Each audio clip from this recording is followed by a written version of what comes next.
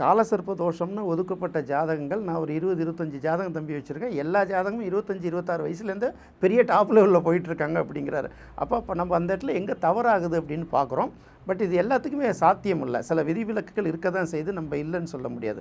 அப்போ அந்த மாதிரி கிரகங்கள் ஒன்றோட ஒன்று அடைஞ்சிருது இல்லையா?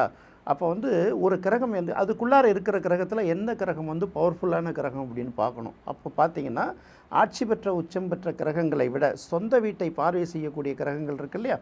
இப்போ உதாரணத்துக்கு இப்போ செவ்வாய் தான் இருக்கிற இடத்துலேருந்து பார்த்தீங்கன்னா 4ஆம் பார்வையாக 7ஆம் பார்வையாக 8ஆம் பார்வை அந்த 3 வீட்டையும் பார்க்குது இல்லையா?